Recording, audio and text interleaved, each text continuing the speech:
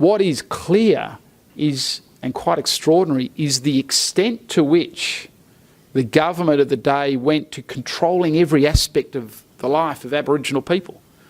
To the point where my grandmother was pregnant with my father, the planning for the birth, the planning for my father, how long he would stay with his mother before he would then be transferred to Sister Kate's, which ultimately he was, and then ultimately through to Castledare and Clontarf, and he didn't see his mother again until well into his 40s. But it was a deliberate attempt to ensure that the Aboriginal practice of country, the heritage, the significance of that long connection to country was removed.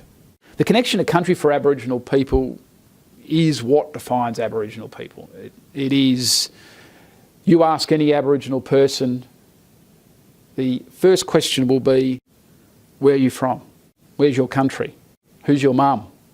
My father, who never recovered from what happened to him, never talked to me about what happened to him, couldn't talk to me about what happened to him. Our conversations were few and far between about his relationship with his mum and what had happened to him.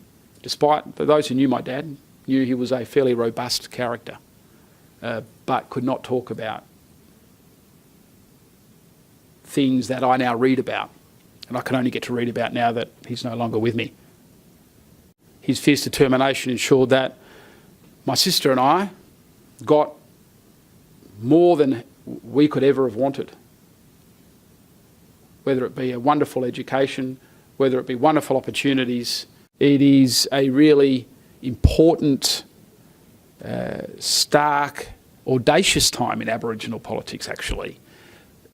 And the point I make, that for many, many, many decades, the only friends that Aboriginal people had was the trade union movement, as Richard said, or the young people, the youth. And for that, it is something, as we celebrate the Uluru Statement, and I encourage you to celebrate that statement, despite the challenges it may give some of our colleagues in Canberra, celebrate that statement, because it will provide, I think, a real opportunity to take what happened in 1967 and turn it into something meaningful, something that does bring the Aboriginal voice very firmly into the debate around legislation that involves them. And I don't think that's something that is too difficult to ask. Thank you.